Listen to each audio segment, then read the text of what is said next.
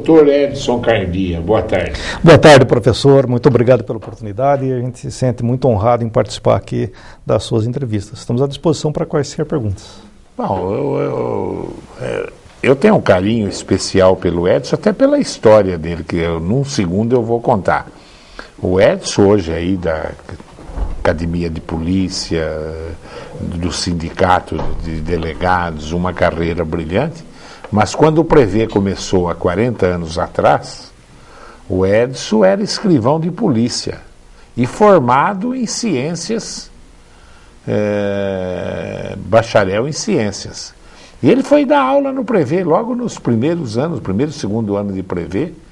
O Edson deu aula no Prevê, é um dos professores fundadores do Prevê. Aí fez faculdade de Direito, entrou na IT, foi na IT que você fez, né? Fez faculdade de Direito, prestou concurso para delegado e hoje tem essa carreira brilhante, é professor, inclusive, da Faculdade de Direito do IESB, uma carreira policial muito importante, muito bonita, sem mancha e uma pessoa espetacular. Mas você vê a força do nosso colégio, sem querer. Essa semana eu entrevistei 3 promotores, tudo sobre a PEC 37, os 3 tinham sido alunos do Prevê. E hoje vem você para falar exatamente sobre a PEC 37 e outras coisas, que não foi aluno, mas foi professor no início do Prevê. Você era novinho, né, Edson? Quantos anos você tinha? Naquela época eu tinha 23 anos aproximadamente, né, nessa faixa. Não que você seja velho hoje, né? Entendeu? Um pouco já percorrido, vamos dizer assim, né?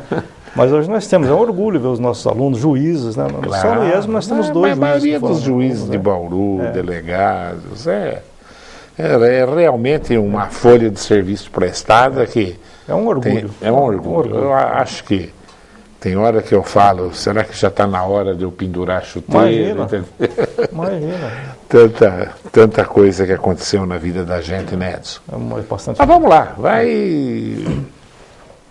A PEC 37. Eu era para ter trazido você, estava até agendado, antes da votação. Aí anteciparam a votação, os promotores deram a opinião deles e se comprometeram comigo que após eles viriam qualquer que fosse o resultado, então eles vieram e realmente eu cancelei a entrevista, porque também trazer você no dia que perdeu, vocês delegados tinham uma posição contrária, né? E diferente. O Edson, a associação, eu tenho lido os e-mails que eu recebo de todo mundo, quer da Polícia Civil, quer da promotoria, coloca que o povo não entendeu direito o que dizia a PEC 37. Eu vi até algum boletim da Associação de Polícia que fala que o povo nem leu. O que dizia a PEC 37, Edson? O senhor tem toda a razão. Essa foi uma constatação que nós tivemos. A PEC 37 acrescentava na Constituição Federal o parágrafo 11, que dizia que o Ministério Público, né, até o senhor tem o texto para acompanhar, poderá extraordinariamente promover a investigação criminal. Então, ao contrário do que foi propalado, não se retirava nem se limitava nenhum poder do Ministério Público. Pelo contrário, acrescentava-se e redefinia exatamente essa atividade investigatória, né, daquela instituição.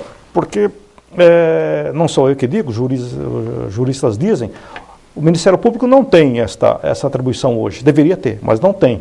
Tá? Isso a gente demonstra até historicamente. Eu participei na Constituição de 88, com lobbies que nós fizemos lá em Brasília. E o Constituinte tinha, inicialmente, colocado a atribuição de investigação para o Ministério Público no artigo 129. Tá? No final, eles retiraram essa prerrogativa. Eles entenderam que não era papel do Ministério Público investigar. Isso foi retirado. Então, essa interpretação histórica demonstra que eles não têm, mas eles vêm fazendo. Né? Mas nessa dúvida, né, no texto em que os delegados concordaram, se dava essa atribuição no parágrafo 11 para o Ministério Público investigar. Agora, quanto à falta de informação, ela foi absolutamente inquestionável. Eu menciono para o senhor, professor, eu fiz uma pesquisa, a gente tem essa mania de ficar pesquisando, eu entrevistei 446 jovens, e nem tão jovens assim. E ontem mais 448. Eu fiz algumas perguntas. Quem é que já ouviu falar da PEC 37? Ah, já ouvi falar, um monte de gente. Quem é que é contra a PEC 37? Um monte de gente.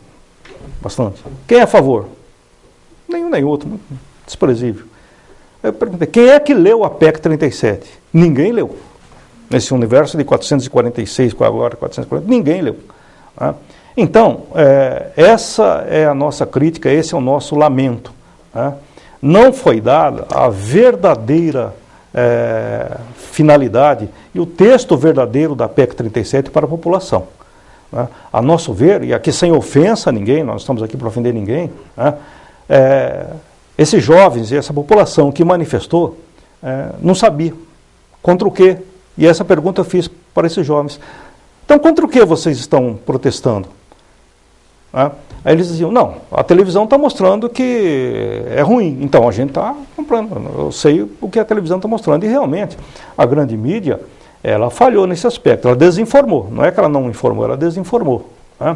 Então, quando isso acontece, isso não é hoje, sempre acontece, a população acaba virando massa de manobra de alguém que está interessado em algum resultado.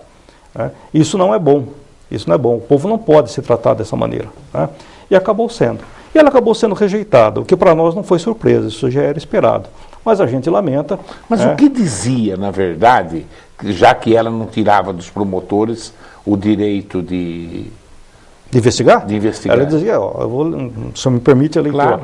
O Ministério Público poderá extraordinariamente, como eles queriam extraordinariamente também, promover a investigação criminal. Então estava atribuindo, não estava retirando, estava atribuindo a investigação criminal para eles. Em caráter extraordinário, como o Supremo Tribunal Federal vem entendendo, eles podem investigar extraordinariamente. Então isso foi colocado. Agora aqui vem o grande nó que gerou esse conflito. Um conflito foi instalado sim, e era um conflito corporativo, não adianta dizer que não era corporativo. Corporativo de todas as ordens. A PEC deferia esta atividade de investigação pelo Ministério Público mediante controle judicial. Isso eles não aceitam. E não aceitaram. Nós queremos investigar, mas sem controle. Mas que controle que faria como esse controle? O mesmo controle que se faz com inquérito policial. O delegado, quando conclui o inquérito policial, ou quando ele necessita de mais prazo, ele encaminha para o juiz, que abre vista para o Ministério Público. O juiz, o primeiro compromisso do juiz é com a Constituição. E o inquérito policial e a investigação criminal, ela mexe com uma garantia, com uma prerrogativa do cidadão. Então, o judiciário tem que controlar isso sim. Até eu assisti o programa, quando os membros do Ministério Público estiveram. E eles disseram isso aqui muito bem claro. Nós rejeitamos por unanimidade porque nós não queremos controle. Ora, não existe no mundo, não existe nesse planeta, a não ser no Brasil, o Ministério Público, uma instituição, uma organização que não tenha um controle externo. Eles não têm e não querem.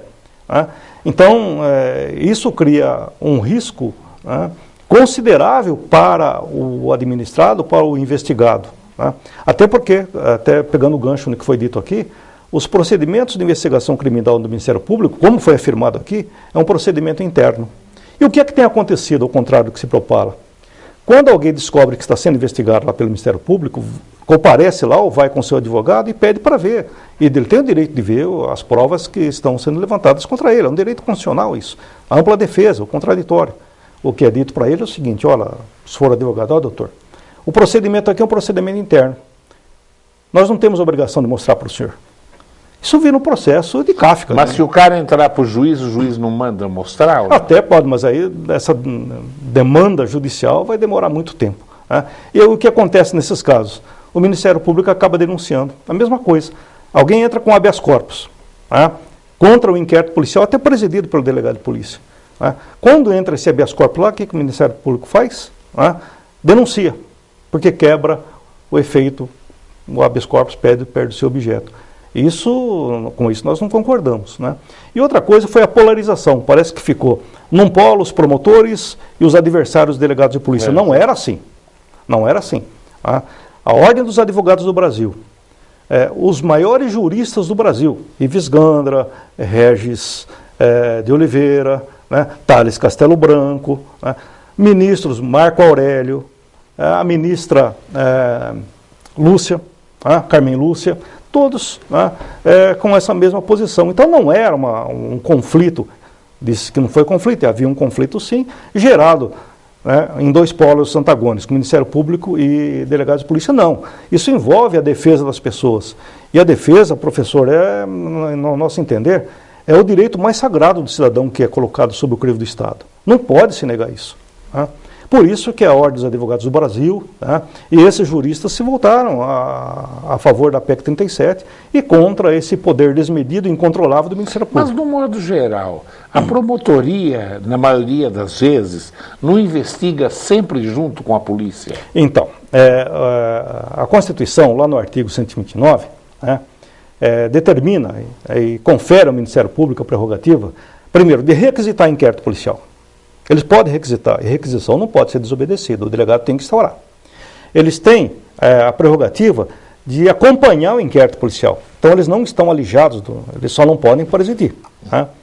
E não vale também aquela afirmação, nós não queremos tomar o papel, ocupar o lugar da polícia. Isso não é verdade. Né? Nós temos visto aí, o Brasil tem mostrado para os telespectadores essas operações, algumas vezes até mirabolantes, do Ministério Público, onde aparece lá o membro do Ministério Público e seus auxiliares com a camiseta, um jaleco escrito GAECO, polícia. Ora, criaram mais uma polícia no Brasil, além daquelas que já existem no artigo 144 da Constituição. Isso não pode acontecer. Então essa é a prova inequívoca que eles querem sim tomar o papel da polícia. O que é a Lei 12.830, do dia 20 de junho de 2013, Edson? Essa lei ela foi aprovada antes da PEC. Ela não tem nada a ver com a PEC 37, como já estão começando a ventilar por aí. O que essa lei faz, ela regula e ela define o papel da autoridade policial, que tecnicamente é o delegado de polícia. Já no Código de Processo Penal, quando se fala em autoridade policial, se refere ao delegado de polícia, é a única autoridade policial que tem, no sentido técnico. Né? E o inquérito policial, muitas vezes, ele encontrava óbices, obstáculos, por conta do não reconhecimento de algumas, digamos assim, algumas possibilidades que se abriam aos delegados de polícia de incorporar elementos no inquérito policial exatamente para formar a convicção do Ministério Público. Ele é o destinatário final do inquérito policial. Essa é outra falácia que o Ministério Público vem propalando. Né? E agora não. Agora, essa lei estabeleceu algumas atividades que são deferidas também do delegado de polícia. Por exemplo, requisitar perícias, né? Requisitar documentos, né? Realizar alguns tipos de diligência. Isso já existia, mas muitas vezes os delegados de polícia, quando presidiam inquérito policial, ficavam à mercê da boa vontade de a quem era solicitado um documento importante para o inquérito policial. Então, qual era o procedimento? Requer ao juiz, né, que mande entregar na polícia aquele documento ou aquela providência. O juiz abria a vista para o Ministério Público, que concordava ou não, voltava para o juiz, vinha para o delegado, que então ia tomar essa providência e ficava aguardando. Essa lei abrevia isso. Ela encurta o caminho, ela encurta o tempo do inquérito policial e faz com que isso ande de uma forma mais acelerada, não fique um inquérito policial tramitando, se arrastando na delegacia. Né? Então essa lei, ela basicamente regula a atividade do delegado de polícia, exige muito também do delegado de polícia agora, né? Porque a cada prerrogativa que se atribui exige mais deveres. Né? Então, basicamente, a lei ela visa isso, ela não tem nada a ver com a PEC 37. Né? Eu já percebi que às vezes o noticiário estão misturando as estações, não tem nada a ver, não tem nada a ver. Né? Então ela regula como deve daqui para frente ser o... Regula o papel do delegado de polícia. Também? Do Ministério Público? Do Ministério Público me regula também, o Ministério Público é mencionado nessa lei. Né? E o Ministério Público já tem a prerrogativa constitucional de requisitar e de acompanhar o inquérito policial sempre que ele achar necessário. Fica ao arbítrio dele, fica a decisão dele, precisa acompanhar esse inquérito, porque essa investigação vai encontrar problemas insuperáveis. E o Ministério Público ele tem garantias que o delegado de polícia não tem. São as mesmas garantias do Judiciário. E deve ter, nós não criticamos isso. A garantia que o Judiciário tem com o Ministério Público não são deles. São garantias para proteger a população, para proteger exatamente aqueles que se encontram aí, né, vitimizados pelo crime por outras coisas, inclusive contra o poder político, outras coisas. O delegado de polícia não tem essas prerrogativas. Deveria ter, porque isso economizaria tempo, inclusive, do Ministério Público e da magistratura. Mas não se dão. Pelo contrário, quer se retirar. Né? E essa lei ela não confere essas prerrogativas funcionais que eles têm, infelizmente não concede, mas abre caminho para acelerar os inquéritos policiais e aprimorar a investigação criminal, digamos assim. Edson, tudo isso que aconteceu, você não acha que pode ter sido aberta uma ferida de relacionamento entre a Polícia Civil e o Ministério Público e que é a hora de não prejudicar de jeito nenhum a investigação num país com tanta corrupção como o Brasil, né, Edson? Não ficou assim uma coisa realmente, os dois lados antagônicos, né? Um magoado com o outro, ficou. Professor, até peço licença para o senhor, às vezes a gente se coloca aqui de uma forma não muito elegante, claro. Mas às vezes a elegância ela é prima irmã da hipocrisia, então não é assim que a gente quer levar a posição real para o telespectador, até em respeito ao programa do senhor, que é um programa muito assistido, muito respeitado. Né? Ficou assim, como eu disse, né? Criou-se a impressão de um conflito bilateral. Ministério Público, delegados e agora esse antagonismo já existia, já não é novo, né? Agora ele recrudesceu, ele aumentou e, né, a nossa disposição é exatamente amenizar a situação. Né? A população, o povo não pode ficar à mercê dessas questiúnculas entre as duas instituições, isso não pode acontecer. Né? Mas esse conflito, na verdade, a gente tem que reconhecer que existia um conflito. Claro. Né? Ele já existia também, antes, né? Claro. E diante do conflito, a gente não pode ignorar o conflito, porque a ignorância do conflito gera violência. Claro. O conflito tem que ser resolvido. Existem várias gerações das maneiras de solucionar o conflito. A mais antiga dela, que já foi abandonada há muito tempo, o conflito se resolvia pela imposição da força e pela imposição do poder. E a segunda, a quarta geração, que é pulando as outras para encurtar o discurso, a quarta geração, como é que se soluciona o conflito? Verificando os interesses, estudando os interesses das partes que estão conflitantes, claro, e verificar se a possibilidade de atendimento, de resolução desses conflitos é a mais moderna, hoje é mais socializada, é a mais evoluída a forma de evolução dos conflitos. No caso da PEC 37 não é assim. O Ministério Público tentou solucionar o conflito pela imposição da força e do poder que eles têm. E exerceu isso, inclusive, na massa que protestava. Isso aí não há... Houve influência do Ministério Público? Do Ministério Público? O Ministério Público, os dirigentes lá do MPL, Movimento do Passe Livre, que iniciaram toda essa movimentação, que eu acho bonita, realmente o povo deve se manifestar, eles já colocaram em público para a imprensa. A PEC 37 não constava na pauta de protestos. Como é que aconteceu isso? O Ministério Público plantou esse tema da PEC 37, aproveitou, foi oportunista, aproveitou aquela manifestação e a primeira participação do Ministério Público ocorreu aqui em São Paulo, ocorreu em Brasília, onde apareceu o primeiro cartaz contra a PEC 37. E quem foi fotografado, e nós temos essa fotografia, foi um analista do Ministério Público. Então, este tema da PEC 37 foi plantado. Mas por que a Polícia Civil não fez o lobby dela, então? Nós tentamos. Não veio para a mídia também? Nós tentamos.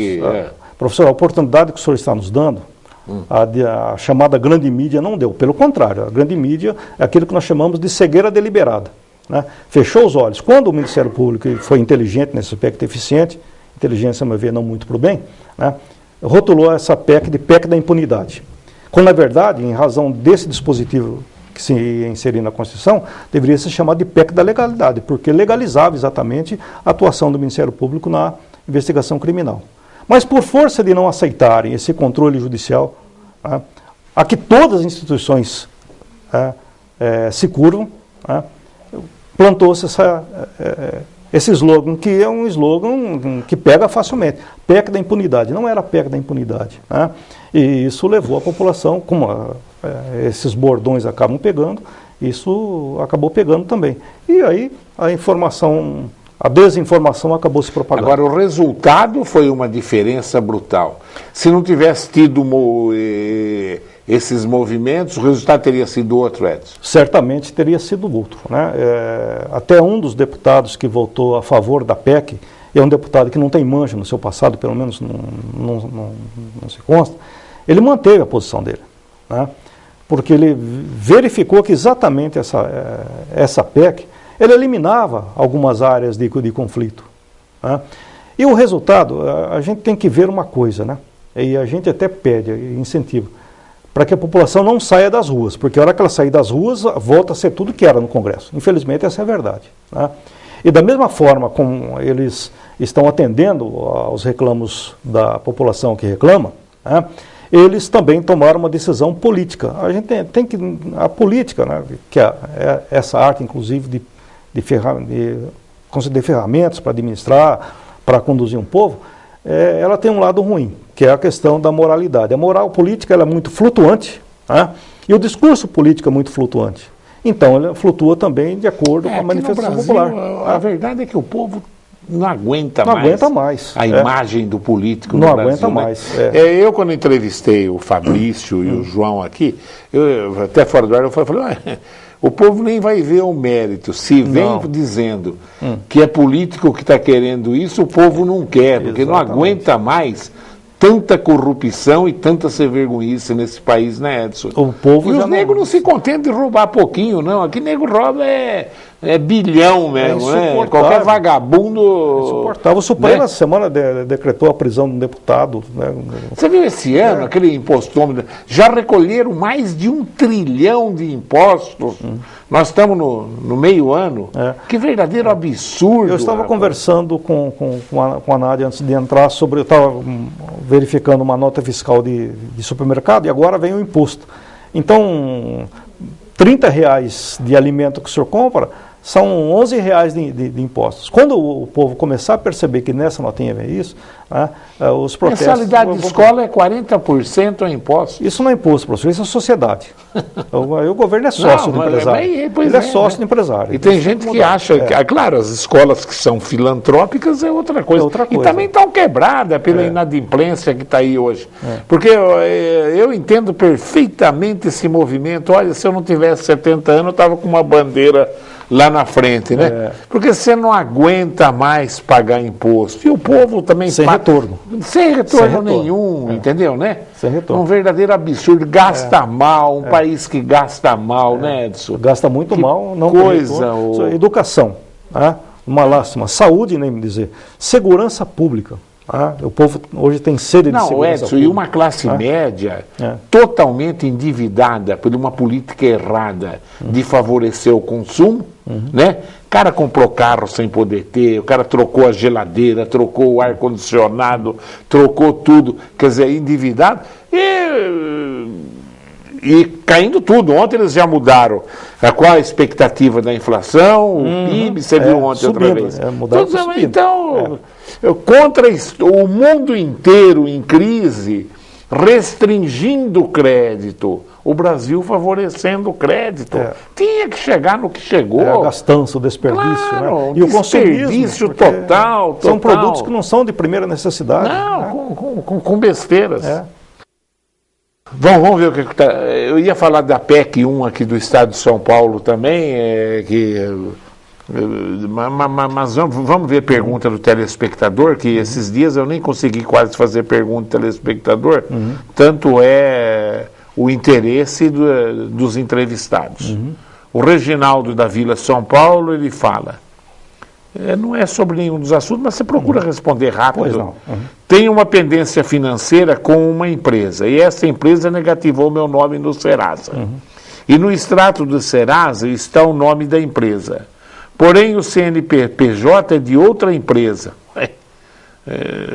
Posso registrar no boletim de ocorrência e pedir a suspensão dessa negativação se houver alguma irregularidade nisso?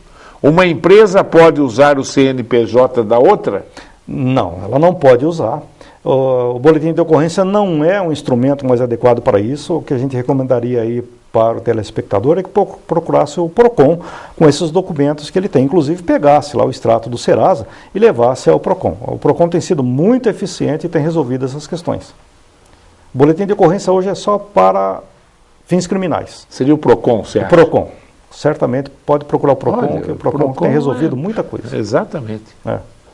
Começa por aí, Reginaldo. É. Agora também, qualquer coisa, a faculdade que o Edson é diretor tem um núcleo de prática continua jurídica. funcionando o núcleo de prática Continua, jurídica lá. pode procurar. Vai lá e eles te orientam melhor, Reginaldo. Vai lá no prédio da faculdade, eles te indicam um advogado lá.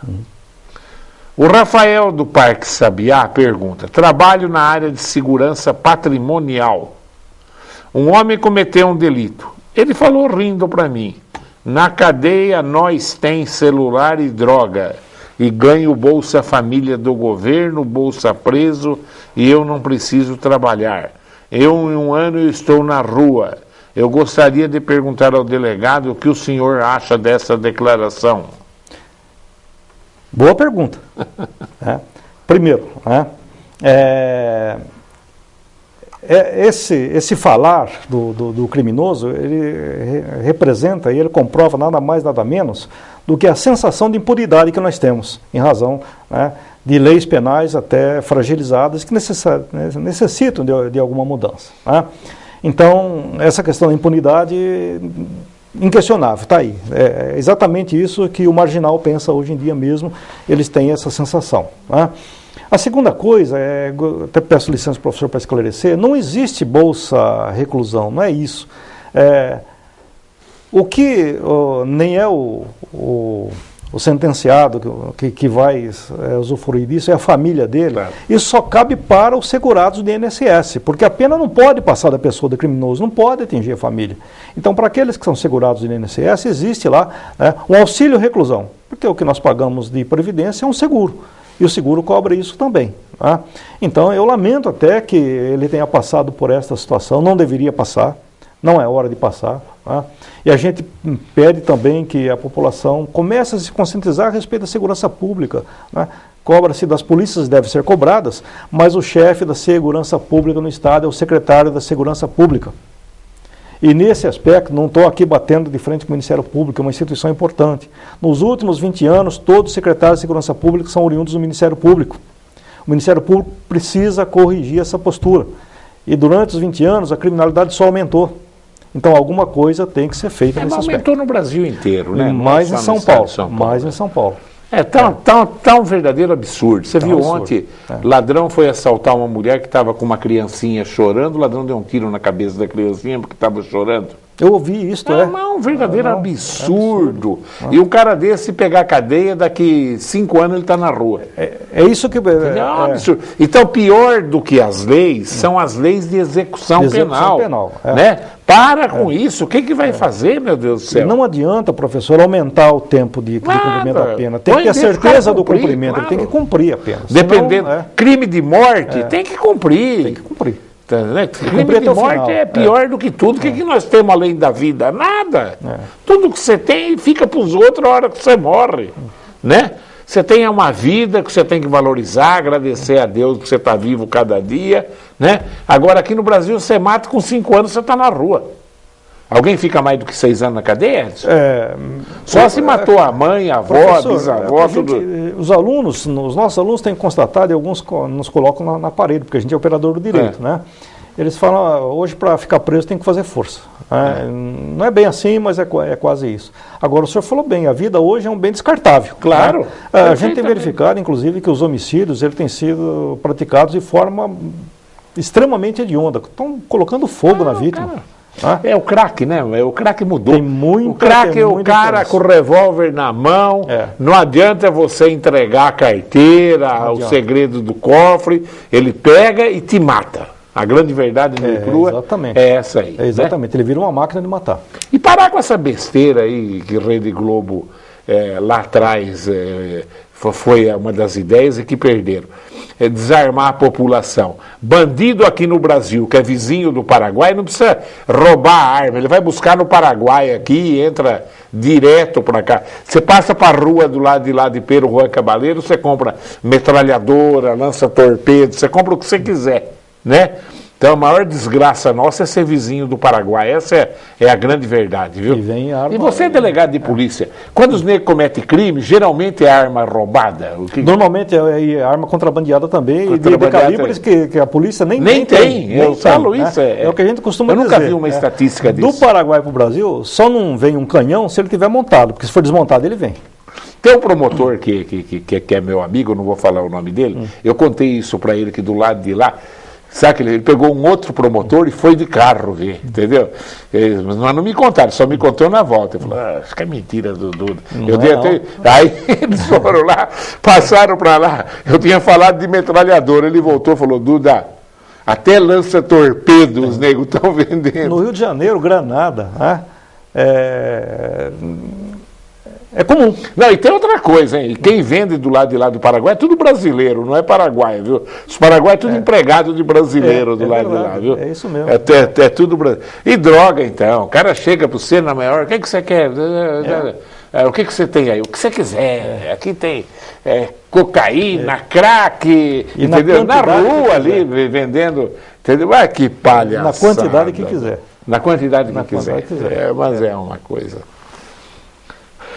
O Pedro Valentim nos privilegia com uma pergunta. Ele fala assim, embora o Congresso tenha derrubado a PEC 37, caberá ao Supremo Tribunal Federal dar a palavra final, se os promotores podem ou não fazer investigação criminal. Verdade, não sabia. Num julgamento sobre uma petição da defesa do acusado, num julgamento sobre uma petição da defesa do acusado de matar o petista Celso Daniel em 2002. Que vergonha, hein? Todo mundo sabe quem mandou matar o Celso Daniel e ainda não resolveram isso aí, né? O Pedro Valentim sempre participa, eu acho que ele não me conhece pessoalmente, eu conheço já. Pedro é muito inteligente. Sou um fã dele. O Pedro é muito inteligente. Até pela atuação dele que a gente verifica na comunidade. Na verdade é isso mesmo, o Supremo Tribunal não tem uma, ele tem várias ações em que se contestam a legitimidade do Ministério Público para investigar. E o Ministério Público, evidentemente, não vai dar a palavra final em relação à PEC, mas em relação a esses processos, né? E o Ministério Público, o Supremo Tribunal Federal, está inclinado a reconhecer que o Ministério Público tem a prerrogativa de investigar, excepcionalmente. E os ministros que já votaram disseram isso. Ele não pode se substituir à Polícia Judiciária, não pode. O Supremo já definiu isso. Mas em alguns casos tem. Nesse caso do Celso Daniel, até se o senhor permitir, quem investigou primeiro foi o DHPP, Departamento de Homicídios e Proteção à Pessoa, que é um departamento muito bom da polícia, um departamento íntegro, tá? E que o Ministério Público, inclusive, tem elogiado muito. A investigação concluiu num ponto lá que teria sido latrocínio. E depois o Ministério Público, exercendo a prerrogativa constitucional dele, conseguiu demonstrar, inclusive no Tribunal do Júri, que teria sido crime político. Não há como acreditar que houve algum tipo de desvio de conduta no departamento, isso não houve, né? Agora, os óbices para a investigação criminal, que esta lei, inclusive, agora vem corrigir, né, podem permitir que esse tipo de conclusão seja mais difícil. Os irmãos do Celso Daniel estão tudo morando no estrangeiro, porque se vier para cá está desgraçado, né? Entendeu? Tem esse problema. Boa tarde, professor Duda. Me chamo Estela e moro nos altos da cidade. Gostaria de perguntar ao Dr. Cardia, o cidadão deve procurar somente a polícia para denunciar um crime ou, dependendo da modalidade do crime, devemos procurar a promotoria? Olha, pode procurar as duas instituições, tá? Até nós temos comentado isso. Desde que o Ministério Público, né, entende que tem a atribuição de investigar, ele pode ser procurado também, né? Então, pode procurar um delegado de polícia que está à disposição da sociedade 24 horas por dia, 30 dias por mês, 365 dias por ano, em qualquer horário pode procurar, né? E querendo também o Ministério Público, o que o Ministério Público normalmente tem feito, é isso mesmo, né? Requisitar, quando é o caso, o inquérito para a Polícia Judiciária, e todos têm sido instaurados. O doutor Natanael é advogado. Ele pergunta, uma situação que não foi favorável para os delegados. Essa PEC 37 é o fato dos delegados serem seccionais da comarca, serem indicados por cargos de confiança político pelo governador, enquanto que o promotor não tem nenhum poder. Qual sua opinião sobre essa discrepância? Olha, o doutor Natanael ele tem relativa razão, né? A carreira policial ela é feita de degraus, né? E os delegados seccionais, os delegados diretores, né, não há como se dizer que o governo não tenha interferência nisso, mas normalmente eles são alçados a esses cargos pelo mérito demonstrado durante a carreira. Mas há casos sim que o governo, né, se mete nessa progressão e acaba designando seus apadrinhados. E essa correção precisa ser feita, e essa lei aqui, quando ela impede agora, inclusive, a remoção pura e simples do delegado de polícia, ela tem que ser fundamentada, já corrige um pouco isso, né? E nós temos que, inclusive, a população tem que cobrar do legislativo que a polícia não seja um órgão de governo. Ela tem que ser um órgão de Estado, mas não do governo, porque senão esse tipo de influência pode acontecer sim. Nos Estados Unidos até o xerife é eleito por votação. Votação, né? Popular, é o povo, e o povo coloca e o povo tira.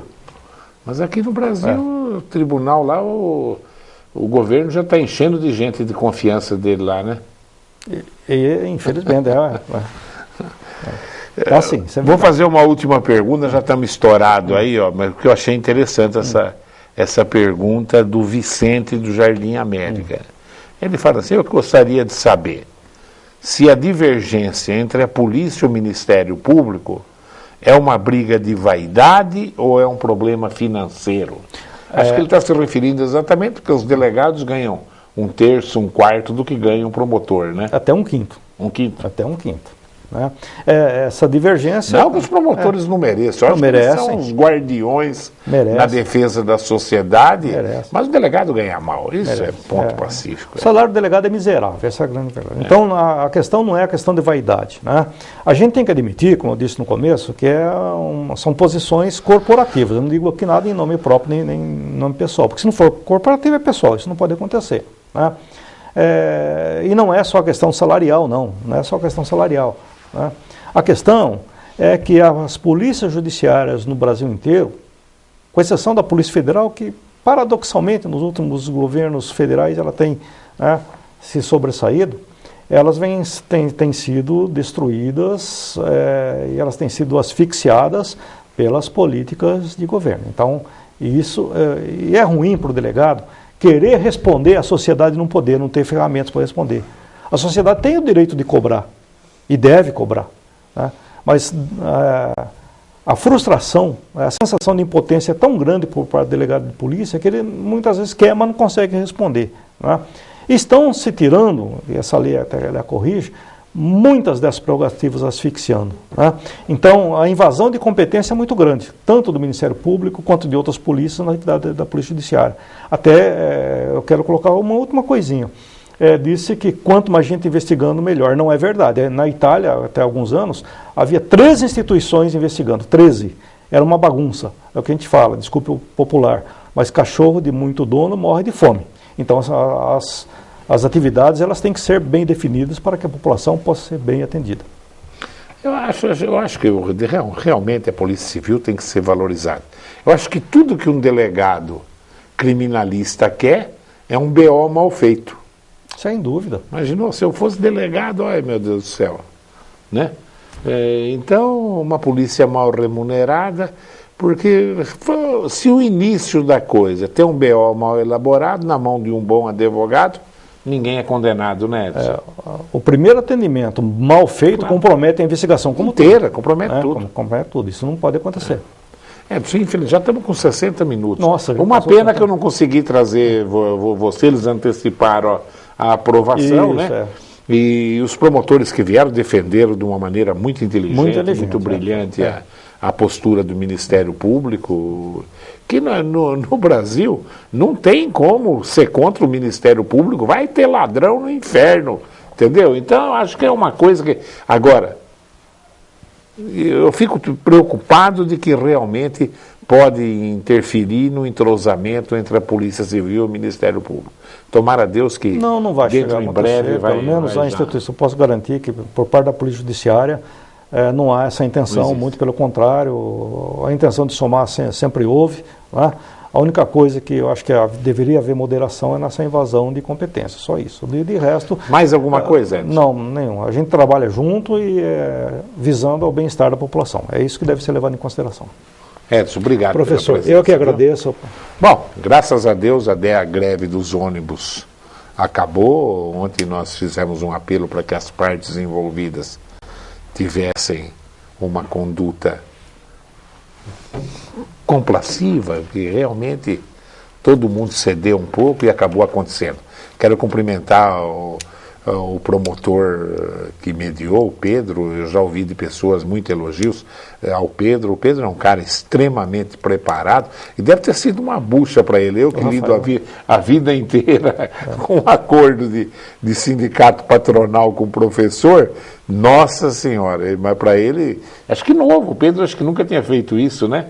Promotor nosso, não, foi o do doutor trabalho. Rafael, né? O Rafael, foi o Rafael. Ele tem, eu acho que ele já atuou e ele é um excelente. O Rafael é um espetáculo. Ele compõe de forma muito eu pensei eficiente. Que tinha sido do federal. Não, foi do Ministério Público do Trabalho. O Rafael é muito experiente. Tá. E aí o Pedro é tudo coisas também, mais... Também, né? Conheço o doutor Pedro, é muito eficiente. Ô, Nádia, agenda o Pedro se ele quer vir contar essa aventura aqui para nós, agora que já deu tudo acordo, que não é fácil. Eu vi as posturas na mídia do Rafael falando, não sei porque eu confundi com o nome do Pedro na hora aí, veio o papel do Pedro, que me marcou muita presença quando eu entrevistei o Pedro aqui, um cara, olha... de um QI acima da média. Né? Graças a Deus, os ônibus estão correndo, espero que a empresa daqui 6 meses não demita ninguém, que realmente as arestas sejam sanadas, porque todo mundo é pai de família e tem que ganhar o pão de cada dia. É isso que nós queremos, um Brasil mais sério e com mais complacência.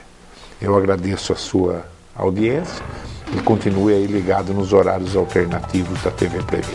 Tchau.